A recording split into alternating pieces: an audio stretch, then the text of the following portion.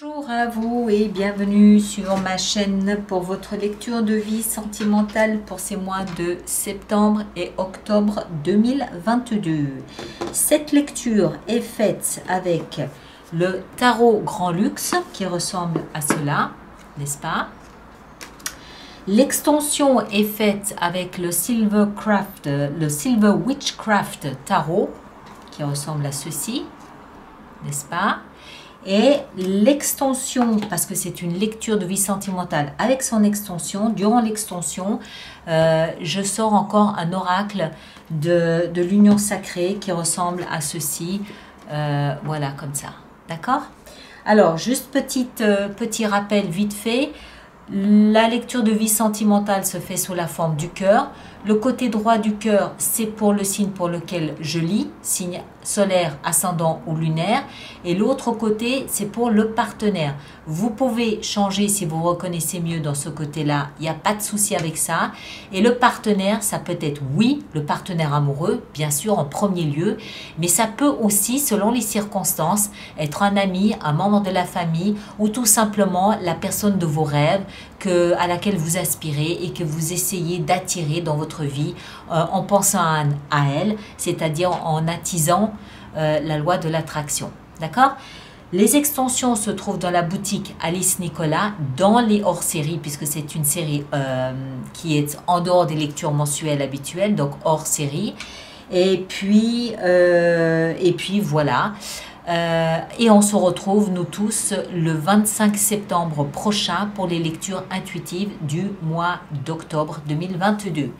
Portez-vous bien, passez une très belle fin d'été et un bon début de septembre et à très bientôt. Merci beaucoup. Taureau, bonjour à vous et bienvenue sur ma chaîne pour votre lecture de vie sentimentale pour ces mois de septembre et octobre 2022. J'espère que tout le monde se porte très très bien.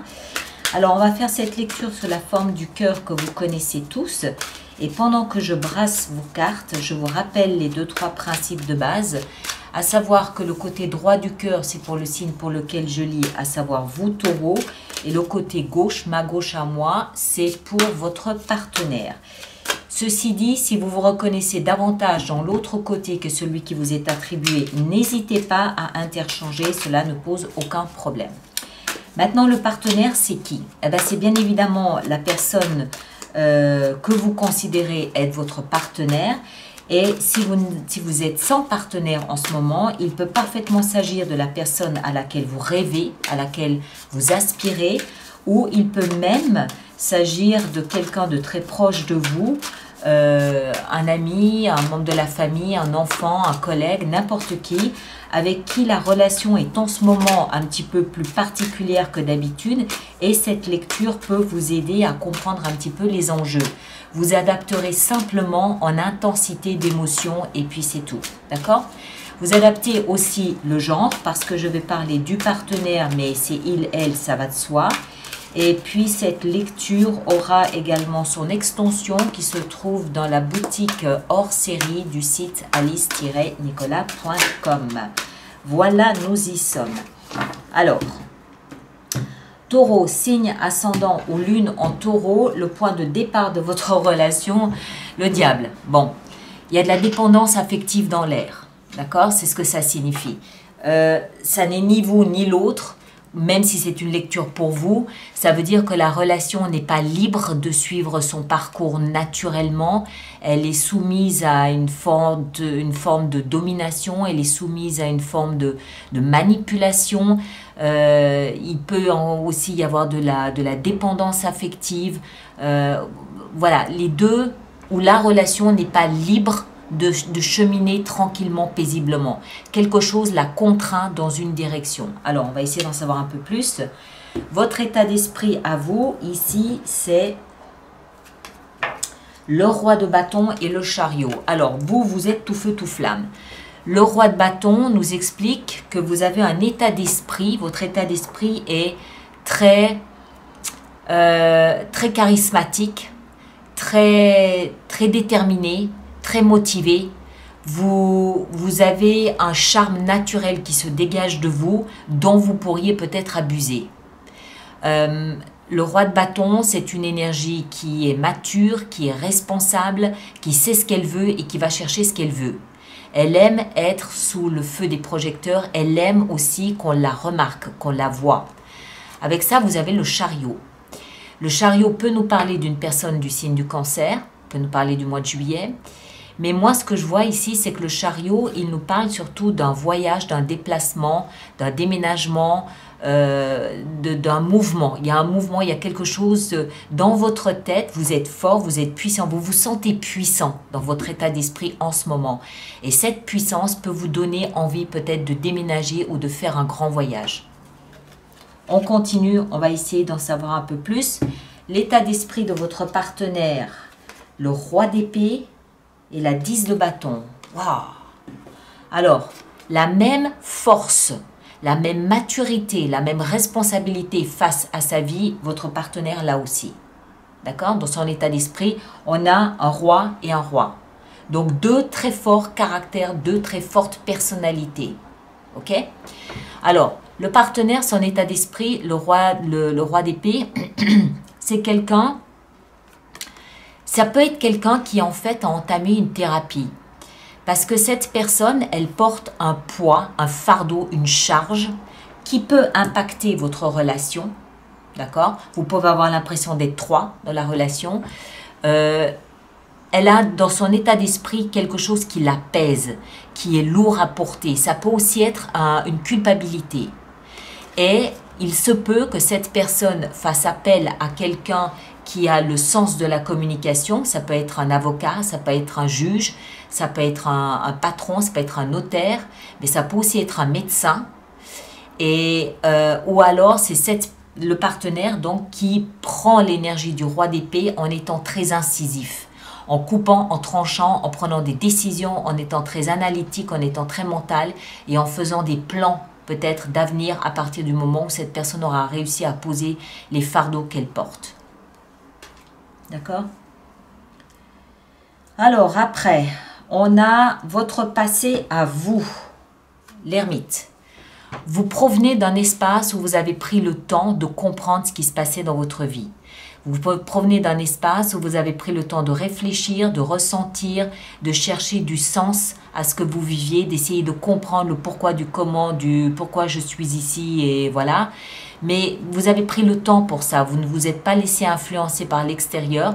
Vous avez fait beaucoup d'introspection, vous avez ressorti toutes sortes de considérations, toutes sortes de réflexions que vous avez laissées remonter à la surface pour pouvoir les analyser, les accueillir, leur mettre du sens, leur mettre de la lumière et les laisser partir. Très sage. Vous provenez d'un endroit où il y a beaucoup de sagesse, pas de précipitation, de la sagesse et une recherche de compréhension de ce que vous vivez. Le passé de votre partenaire est à la 4 de denier. Alors, peut-être que votre partenaire, ce fardeau, c'est peut-être un problème financier ou professionnel auquel il a dû faire face. Parce que dans son passé, on trouve cette carte ici de la 4 de denier qui nous explique que c'est quelqu'un qui évitait de sortir d'une zone de confort. Peut-être parce qu'il n'en avait pas les moyens non plus. C'est peut-être aussi ça. Peut-être que cette personne avait quelques difficultés d'argent et n'osait pas investir son argent ou son patrimoine. Ou voilà. Sinon, c'est quelqu'un qui est peut-être plus ligoté, lié à quelque chose. Peut-être à une conception de la vie. Voilà, il y a le fardeau là. Il y a le poids quand même qui est sur son mental. Encore une fois, ça peut être de la culpabilité qui fait que sortir de la zone de confort, voilà, c'est quelqu'un qui n'est pas à l'aise avec tout ça. On continue. Les actions que vous vous engagez, on a la 5 de denier et on a la reine de bâton. Waouh! Alors, vous, cette période passée avec l'énergie de l'ermite vous a permis de comprendre ce que ça signifiait que d'être rejeté, que d'être mis sur le côté de la route. Cette période vous a permis de rencontrer l'humilité, vous a permis de faire un mea culpa peut-être même avec vous-même, peut-être par rapport à l'argent, par rapport à des difficultés d'argent, mais je pense moi que c'est une période qui vous aura peut-être permis de soigner la sensation d'être rejeté par du monde, d'être d'être mal aimé, d'être seul, d'être isolé, d'être laissé pour compte, voilà, d'accord? Donc l'action engagée maintenant, c'est de réparer cette sensation d'être séparé, d'être un parasite, d'être un paria, voilà, d'accord?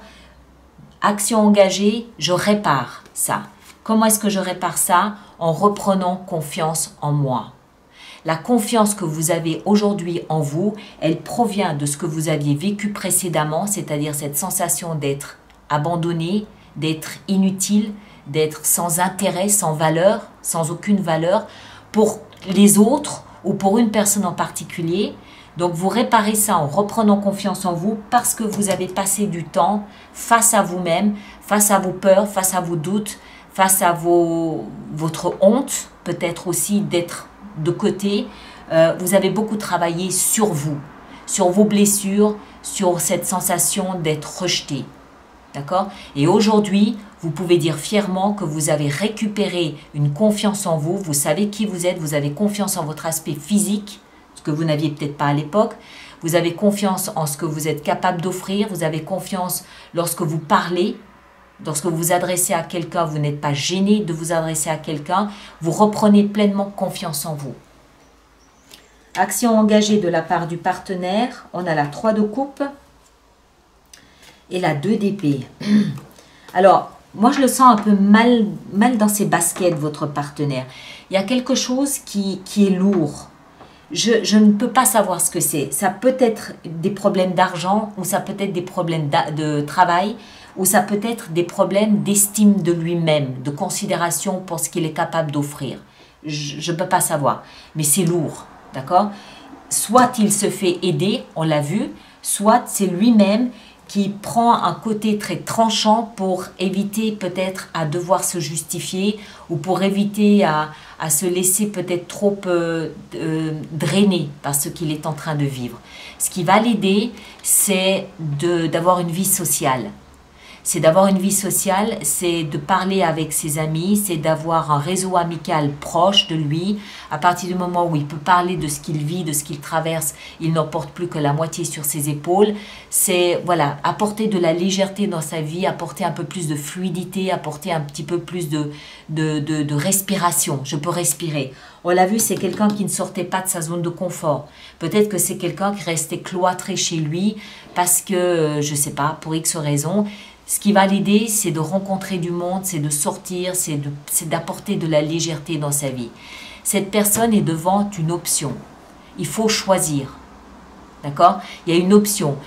Cette option, tant qu'elle n'enlèvera pas ce bandeau sur ses yeux, et ce bandeau, à mon avis, c'est le poids qu'elle porte. Tant qu'elle n'enlèvera pas ce bandeau sur ses yeux, elle n'y verra pas plus clair. Il faut qu'elle se retire ce voile des yeux. Il faut qu'elle regarde les faits comme ils sont.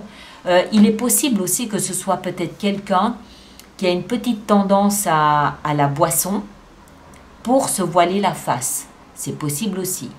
Et que le poids, la charge, ça peut être ça.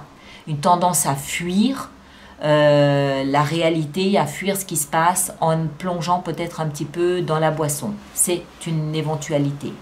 D'accord? On va voir le conseil. On va voir ce que le conseil nous donne. Alors, d'abord pour vous, ce qui expliquerait que la relation est un peu empoisonnée. Elle n'est pas empoisonnée au sens propre du terme, mais elle est pas libre de suivre naturellement son chemin. Parce que ce personnage ici a quelque chose qui pèse sur lui. Il y a un poids là dont il doit se débarrasser. Alors, soit, encore une fois, ce sont ses amis qui peuvent l'y aider, mais il y a quelque chose à voir, à comprendre. Il y a quelque chose devant ses yeux qu'il faut enlever, qu'il faut voir, qu'il faut accepter, qu'il faut accueillir. Soit c'est quelqu'un qui trouve des artifices à ce qu'il vit, mais des artifices qui en fait conditionnent complètement sa vie et votre relation. Alors, conseil donné à vous, amis taureaux, on a la 10 de coupe. Alors, 10 de coupe, c'est la petite maison dans la prairie, c'est le bonheur, c'est la famille retrouvée, c'est la famille recomposée, c'est l'arc-en-ciel dans le ciel après un jour de pluie. Donc, accrochez-vous à votre perception du bonheur, accrochez-vous à votre image, à votre version, à votre envie de bonheur, il est là à votre porte. D'accord? Ne laissez pas ça passer. Si vous devez aider cette personne à vous reconnecter, à vous retrouver, à se reconnecter à vous, vous pouvez le faire parce que vous êtes agrippé à votre version, à votre vision du bonheur.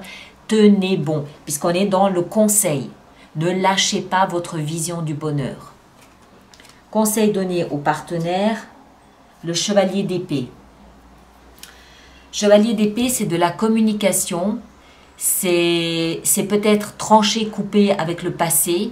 C'est communiquer quand il faut communiquer. C'est peut-être aussi faire des démarches sur Internet, éventuellement. Voilà, communication. Communication claire par rapport à ce qu'il vit, par rapport à ce qui se passe dans sa vie, par rapport à ce poids, ce charge, par rapport à peut-être demander de l'aide. Si cette personne a besoin d'aide, il faut qu'elle demande de l'aide. D'accord? Communication, mais communication un peu coupante, un peu tranchante, un peu abrupte, un peu métallique, et puis maladroite peut-être aussi. Et puis surtout, très rapide. Très rapide. Donc il y a une notion ici de rapidité qu'il faudrait peut-être mettre quelque chose en place du côté du partenaire. L'issue vraisemblable de votre relation à ce stade, le jugement. Le jugement, c'est la renaissance, c'est le phénix qui renaît de ses cendres. Donc clairement, pour moi, ici, une fois que vous aurez clarifié ce que vous avez à clarifier, surtout de ce côté-là, je pense, vous pourrez donner à votre relation une deuxième chance, hein, puisque c'est la renaissance du phénix.